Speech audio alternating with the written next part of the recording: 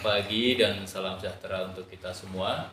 Yang kami hormati Pak Acep Mahmudin, SPD MSI, Kepala SMA Negeri 21 Jakarta, Sekolah Penggerak, dan juga rekan-rekan guru CGP Angkatan 7 tahun 2022-2023. Alhamdulillah, puji syukur kita aturkan kehadirat Allah Subhanahu wa taala, Tuhan yang Maha Esa, atas segala nikmat dan karunia pada kita sekalian, sehingga pagi hari ini kita diberikan kesehatan dan dapat diberikan kesempatan untuk berkunjung ke tempat Pak Acep Mahmudin, Kepala SMA Negeri 21 Jakarta, dalam rangka memenuhi salah satu tugas dari CGP Angkatan 7, yaitu wawancara kepada kepala sekolah.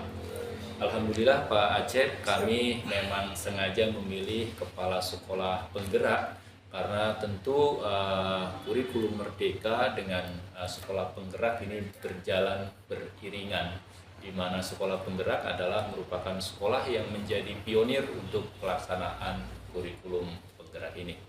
Izinkan Pak Acep, kami berlima, saya Jundan, ini Pak Yahya, Pak. Yahya, Saya Pak Asep Suryadi. Saya Dian Triani. Saya Yosi Triani.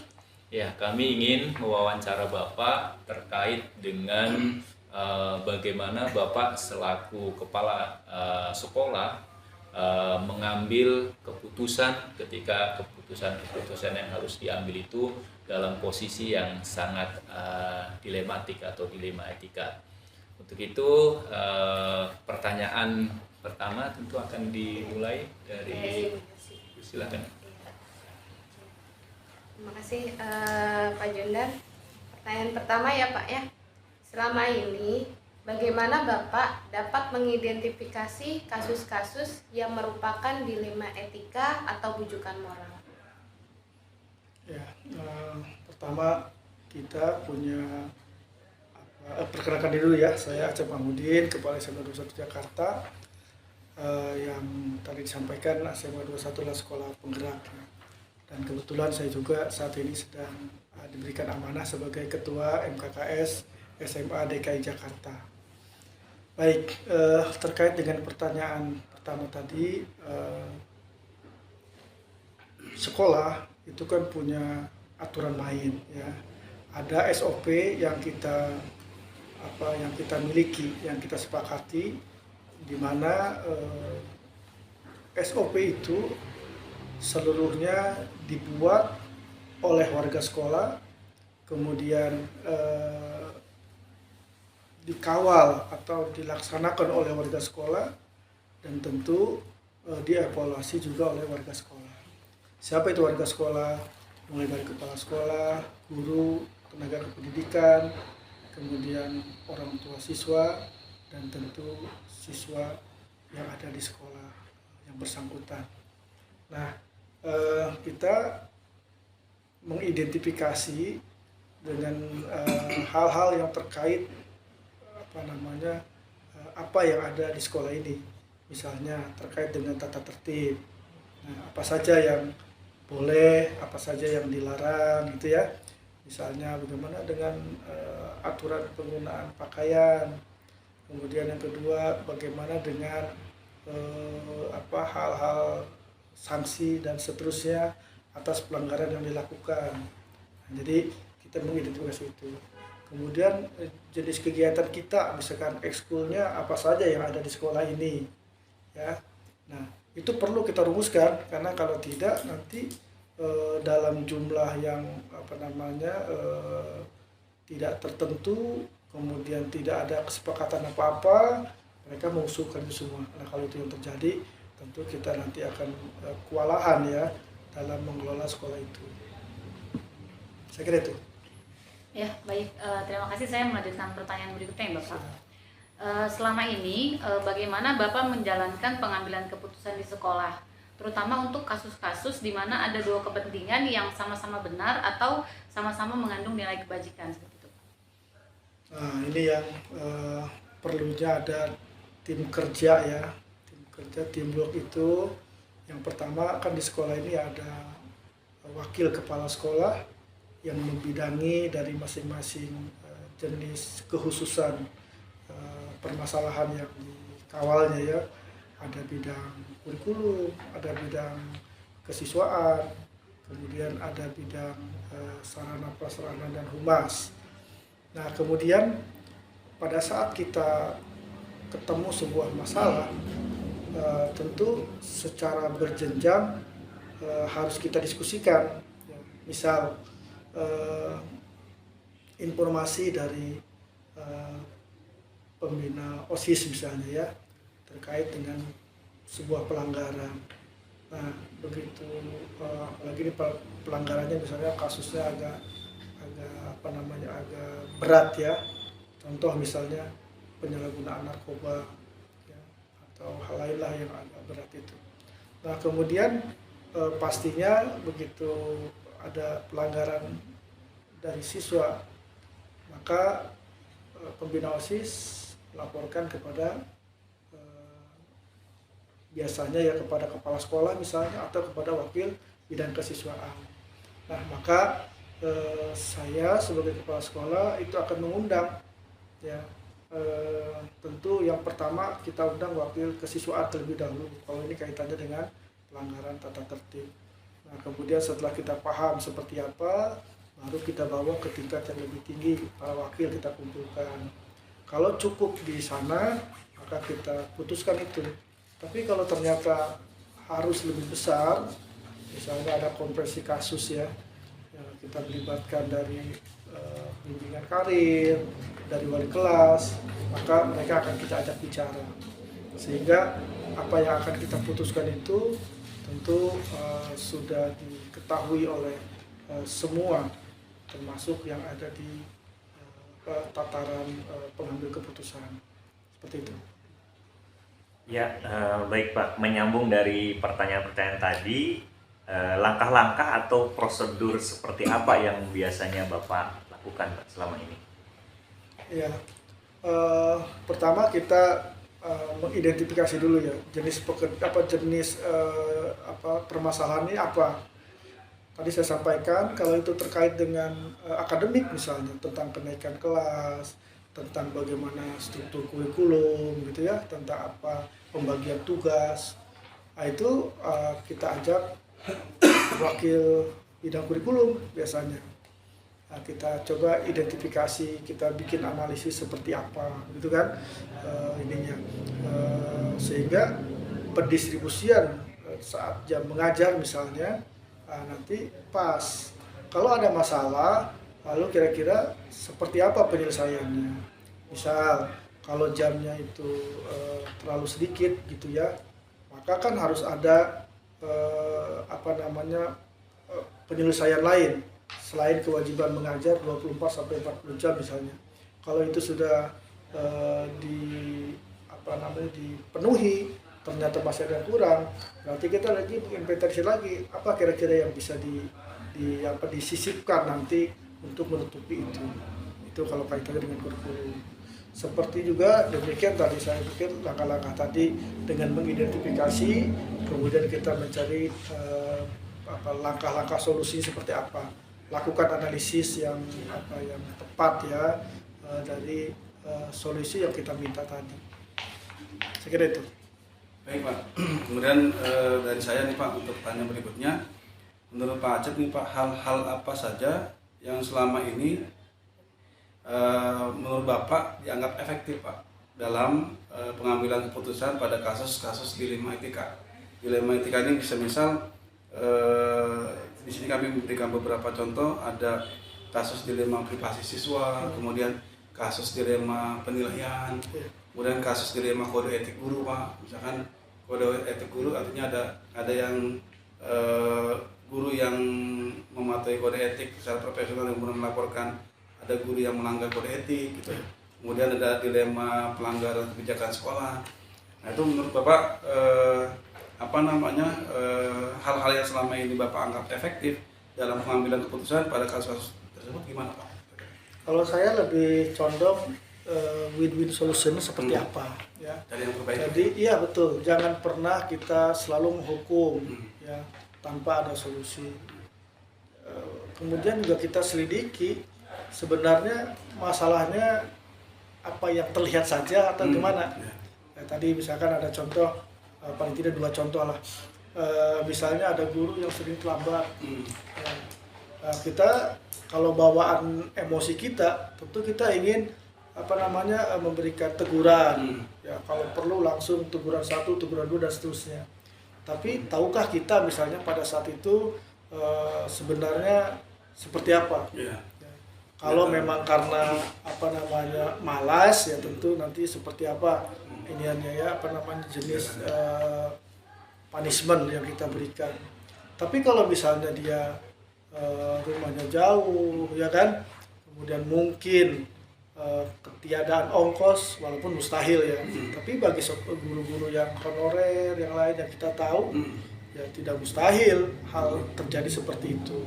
Nah, kalau yang seperti itu ya tentu harus kita agak sedikit perlu ada tingkatan penyelesaian. Jangan emosi ya. Pendekatannya beda Pak ya. Pendekatannya beda. Nah, terus yang kedua misalnya anak melakukan pelanggaran berat. Misalnya terlibat narkoba misalnya begitu ya.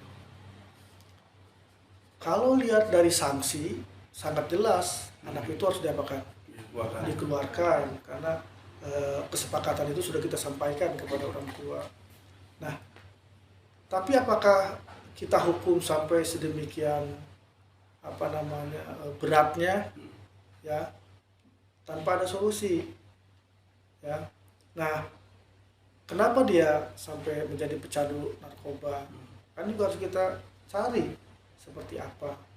Nah, masa depan dari anak itu tetap harus kita jaga, tetap harus kita kawal, kita berikan kesempatan.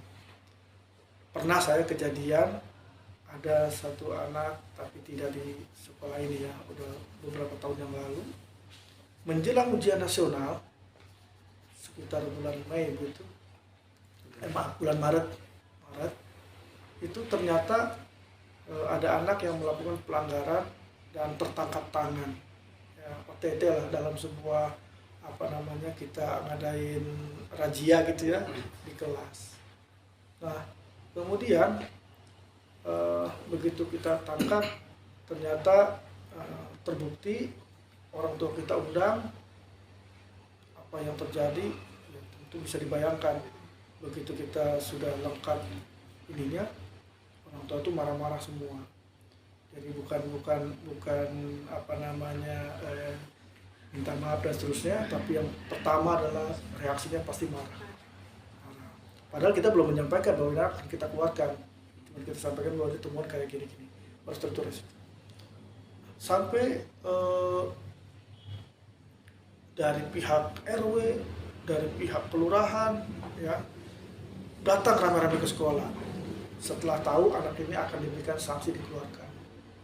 Ya, saya masih ingat betapa dramatis sekali, sampai ada yang nangis, sampai yang mau nyembah bersujud di kita, sampai dengan juga ada yang sampai tekanan.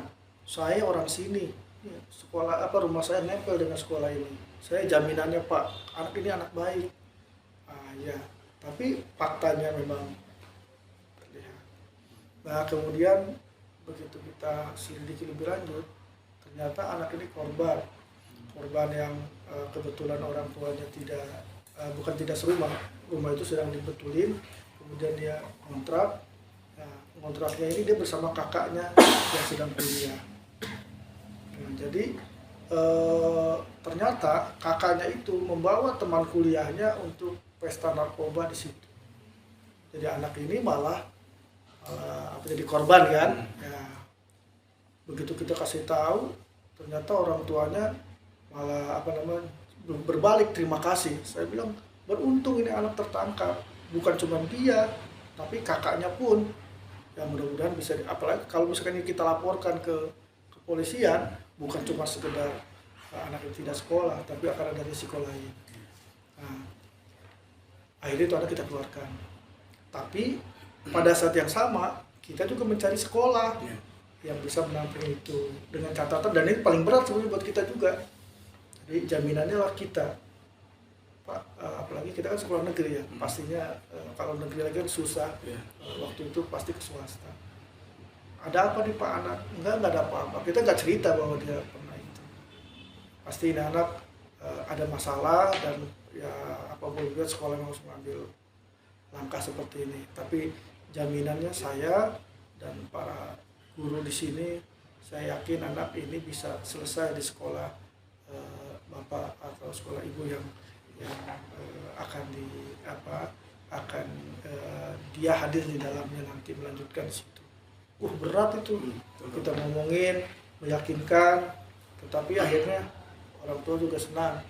Ternyata oh ya Pak, kalau begitu saya siap meskipun harus mengeluarkan biaya lagi ya, dan akhirnya dia lulus bukan dari sekolah kita tapi dari sekolah yang lain.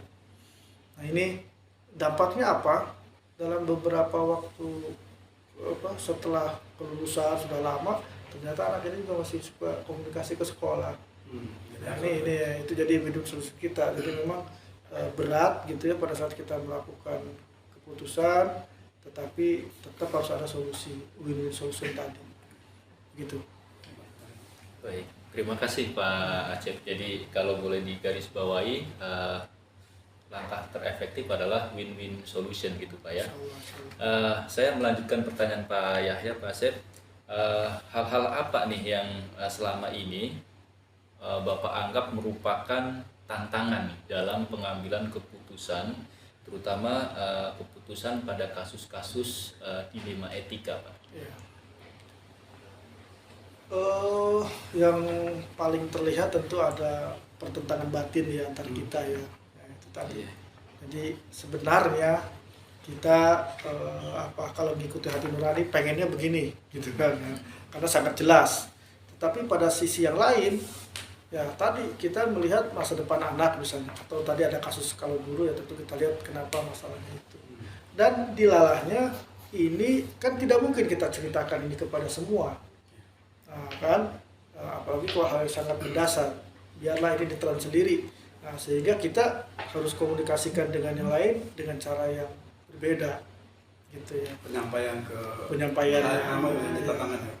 Nanti mungkin bisa dirasakan lah, cuman ini off the record ya, kalau ini nggak enak di sini. Ada lagi yang lebih berat lagi seperti itu, terkadang bahkan mungkin bisa menyangkut kedinasan kita ya, dengan berbagai jenjangnya dan seterusnya. Karena itu kalau kita sudah jadi pimpinan gitu misalnya, maka tentu harus bijaksana dan bijak sini. Itu bijaksana dan sini. Jadi tadi yang win-win solution tadi. Jadi pada saat kita menyelesaikan masalah itu, jangan emosi, jangan coba ngikutin hati nurani, jangan ikutin bagaimana letterlek kejadian itu, tapi juga gunakan hati nurani kita pada saat kita harus memutuskan. Dan itu sepertinya butuh pengalaman, jam terbang betul ya. Kita tahu ini setelah nanti kita ada di posisi itu ya. Kalau belum ya paling kita juga dicerca lu bisa ngomong katanya gini dan seterusnya. Tapi begitu yang bersangkutan ada di posisi kita, ternyata jauh lebih berat mungkin seperti itu. Ya, Pak.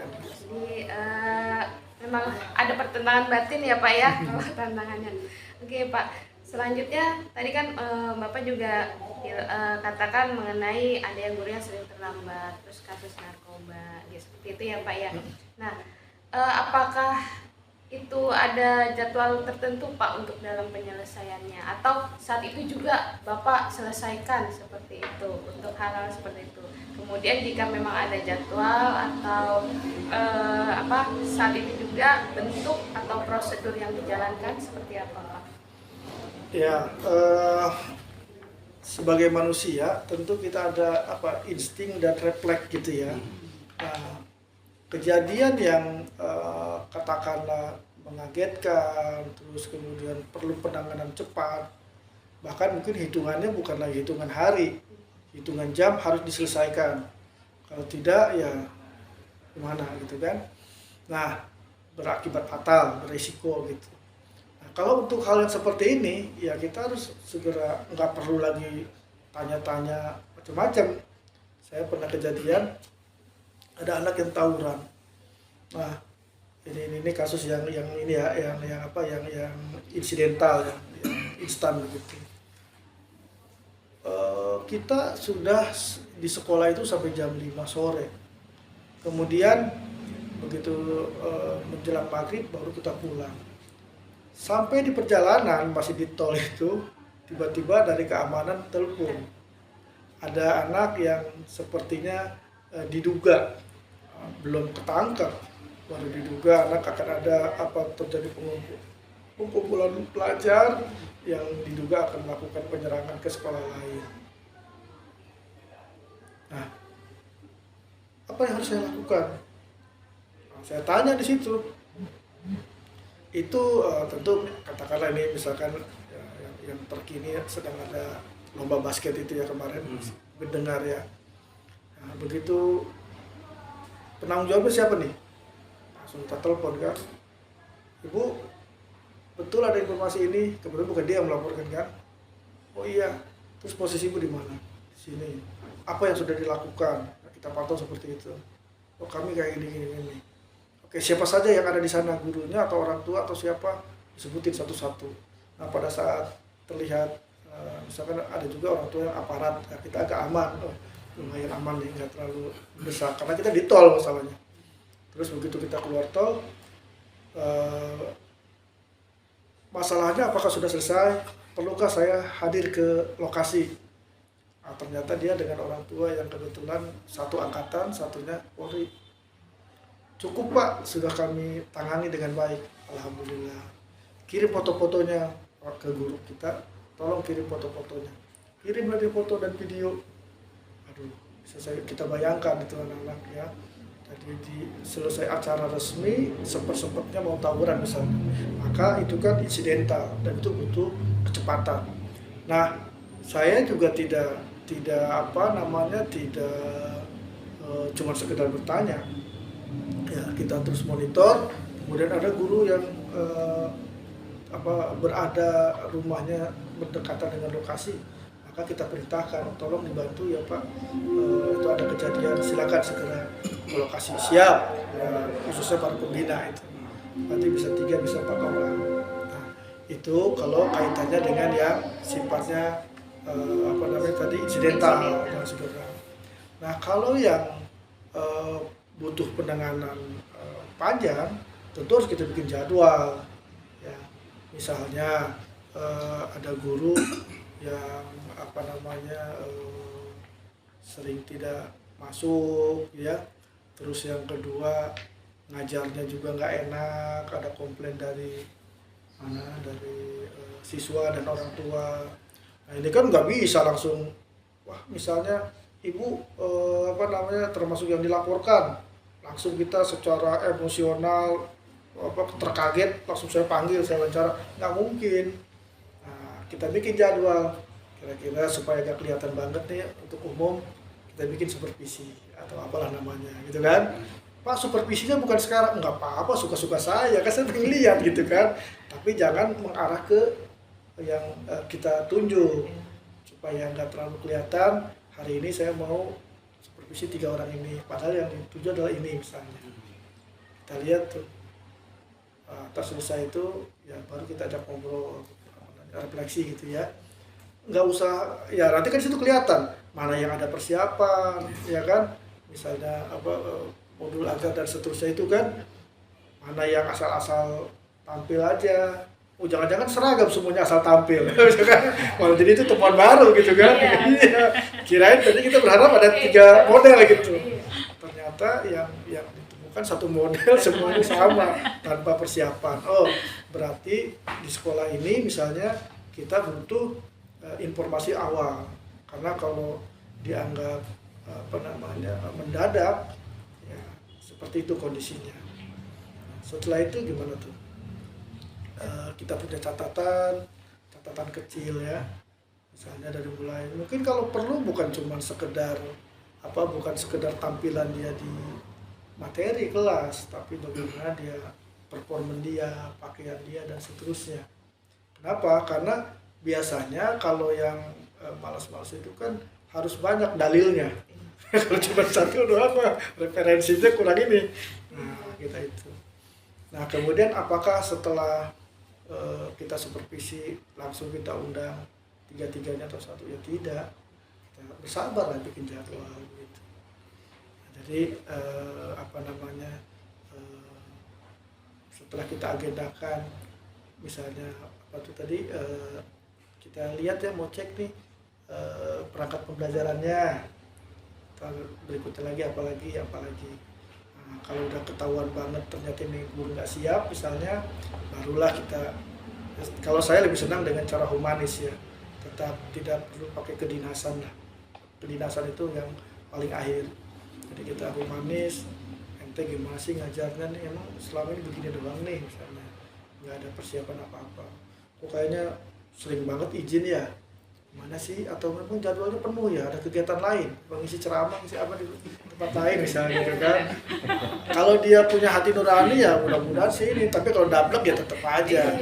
Nah, kalau dablek banget, dan saya pernah punya, tapi saya insya Allah tidak saya sebarkan ke yang lain. Saya punya yang namanya bukan buku ya, saya kertas aja, namanya BAP itu. Jadi tetap ada buku pembinaan, walaupun kalau ada PKKS dari mana memang dia minta buku pembinaan ya, tapi saya bukannya kertas per orang saja, jadi nggak terlalu kayak resmi gitu, tapi ntar kita jilid. Nah, kemudian kita ajak ngobrol gitu kan. Kalau emang udah agak susah juga, ya mohon maaf ya, itu saya udah sekian kali di kesini, Bapak tulislah yang kira-kira apa nih, maksudnya apa Pak? Ya tulis aja, misalkan kalau dia terkait dengan nilai misalnya, apalagi kalau udah fatal misalnya, ngisi perhitungan nilai salah misalnya, ya harus diakui di situ. Nah, itu jadi sasaran juga. Ya itu normatifnya ya. Nah, insya Allah kalau yang guru yang benar ya, tentu sadar dengan itu. Tapi kalau yang tidak benar, ya memang hidayah juga milik Allah kan.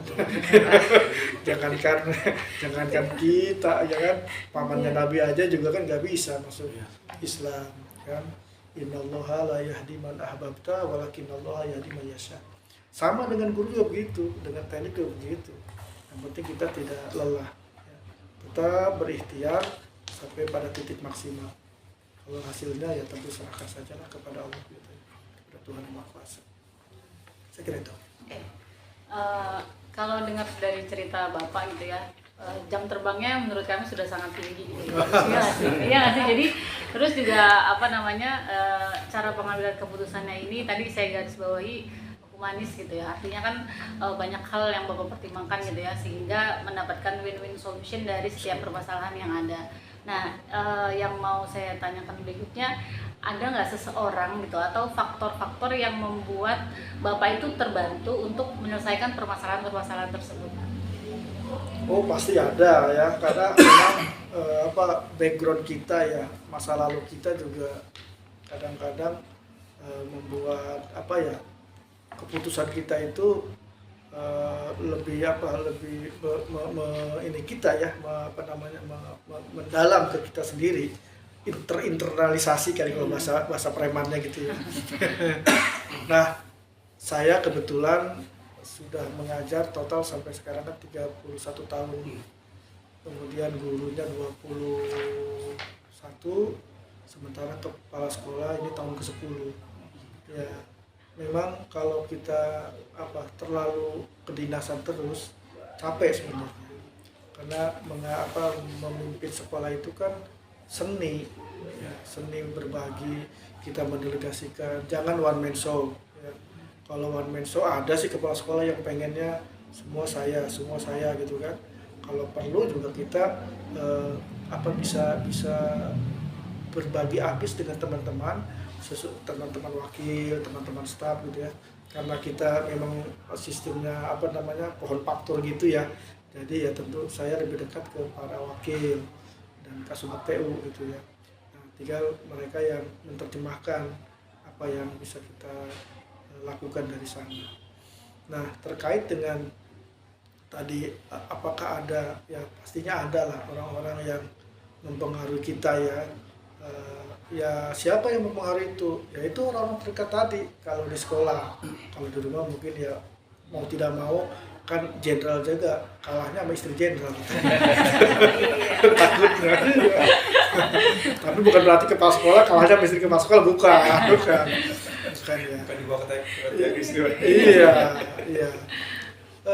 Masa lalu kita, saya melihat ya, contoh kalau teman-teman yang aktivis di organisasi, itu tingkat kematangannya jauh, lebih bijaksana, lebih tahu, lebih apa tuh kalau ada permasalahan tuh jalan keluarnya apa sih sebetulnya, jadi plan A, plan B dan seterusnya.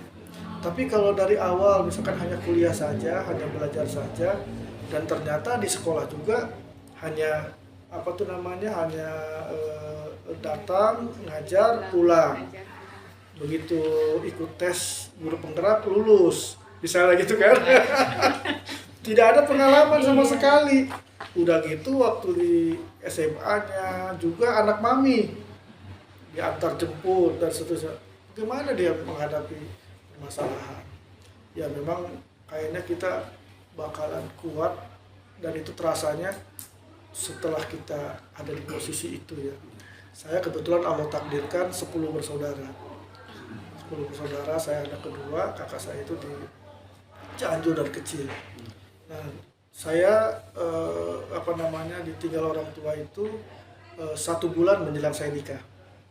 Jadi satu pun tidak ada yang diberikan oleh orang tua, oleh bapak ya, kalau ibu ya dari bapak, sehingga kami betul-betul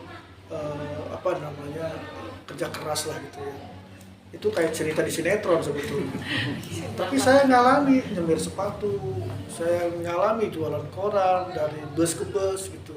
Kalau sekarang karena udah banyak online udah nggak gitu. Terus ya jualan-jualan kaca, PUP gitu ya. Saya inget banget. Terus bawa adek nih jualan. Kadang-kadang sengaja sih biar laku maksudnya. Biar pada kasihan gitu. Jadi udah dari dulu sebetulnya itu. Gitu. Iya. Dan terlalu banyak masalah dengan begitu. Pak, saya izin pergi dulu, Pak. Ya. Makasih, Pak. Dengan begini dengan permasalahan kerasnya ibu kota dan seterusnya, ternyata ya alhamdulillah saya 9-9-nya yang menikahkan adik dan kakak saya itu saya. Jadi itu aja juga, jadi ibaratnya kita begitu ketemu di sekolah nih masalah lagi kan gitu. Tapi kayaknya biasa aja. Ya kalau resiko memang tidak ada keputusan yang keputusan berat apapun pastinya harus diambil. Jangan kita diam aja seolah tidak resiko, tidak mungkin.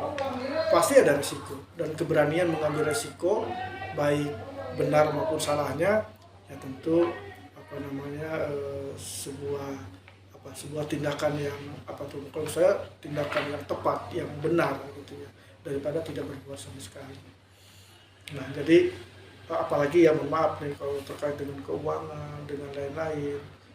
Bayangkan kita belum pernah misalnya ada di pengalaman itu.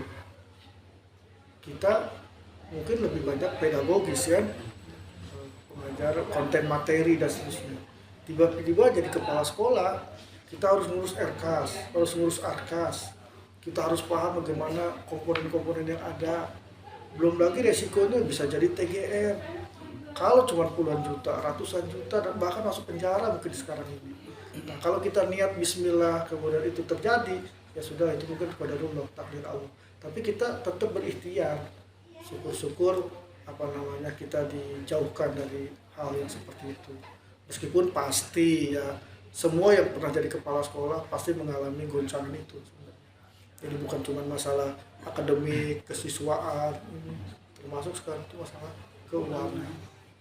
Dan itu lagi-lagi membutuhkan pengalaman kita yang mudah-mudahan lengkap. Kemudian tadi siapa yang mempengaruhi kita, ya tadi orang-orang yang syukur-syukur kita bertemannya dengan yang baik gitu ya. Nah, kalau para wakil semuanya sudah niatnya baik, insya Allah aura positifnya juga ke kita baik. Tapi kalau kita juga mungkin kebalikannya, kepala sekolahnya udah niatnya nggak baik sama itunya, ya tentu juga nggak bagus ke sana gitu. Karena kita tadi saya bilang di awal kan kita tim kerja ya, teamwork tadi. Saya kira itu. Ya, baik Pak. Menyambung dengan yang tadi Bapak sampaikan, ya ini sudah sangat banyak sekali ya Pak. Kami semua tadi sudah mendengarkan lebih banyak ke bagaimana pengalaman Bapak gitu ya. Nah, dari semua yang Bapak sampaikan tadi, menurut Bapak nih apa pembelajaran yang dipetik Pak dari pengalaman Bapak khususnya terkait dengan pengambilan keputusan dilema etika? Ya, pertama kita tetap harus tenang, ya, tenang. Kemudian kita pelajari secara masalah yang kita hadapi itu runtut, ya. Jadi jangan tergesa-gesa. Runtut seperti apa, kemudian kita coba pilihkan jawaban-jawaban yang bukan cuma satu jawaban. Misalnya kalau begini, jawabannya begini, akan begini resikonya. Kayak begini, ini resikonya. Ya kan? Contoh tadi misalnya, bayangkan kalau misalnya anak yang narkoba itu tidak kita keluarkan. Wah, jadi sarang berikutnya kan, karena dia merasa nyaman. Terus yang keduanya, anak itu juga ya masa depannya berarti kan aman-aman saja gitu. Tapi pada saat kita keluarkan itu pukulan berat, dan jangan bilang kita nggak jiper kalau kata orang DKI ya. Kita juga jiper itu kan, apalagi kalau misalnya dia ada bandar, ada apa kan, wah jangan-jangan nyawa kita juga jadi taruhan. Iya, belum tekanan mental dan seterusnya. Tapi ya itu tadi, kalau kita tenang, kemudian sesuai dengan rambu yang sudah kita buat, on the track lah gitu ya, insya Allah. Termasuk juga sama dengan guru juga begitu. Kadang-kadang kita resiko disukai dan tidak disukai ya, populer dan tidak populer gitu. Ya kadang-kadang yang penting kita juga tidak arogan, ya tidak arogan, tidak mentang-mentang gitu. Kalau sekarang kan zamannya, kalau saya kolaborasi itu di mana-mana. Jadi bukan sekedar kekuasaan. Saya kepala sekolah, saya pasti yang paling benar, tidak. Sekarang kita ya kolaborasi lah. Ini teorinya mudah, tapi memang pada saat kita mengalami itu tadi, mudah-mudahan misalkan para wakil juga cocok support dengan kita gitu kan, jangan sampai merasa terbebani. Kadang-kadang ada juga yang begitu kita ada masalah nih, kita harus selesaikan. Katakanlah ini masalah kesiswaan, kadang-kadang yang kurikulum, yang sarpos, dia nggak mau peduli, bukan bagian saya ini, betul, karena ada spesialisasi. Tapi kalau sudah yang agak berat begitu ya tentu semua harus bisa, dan itu kita yang bisa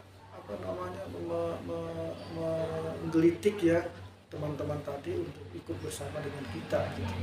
Sehingga tadi ya bisa menjadi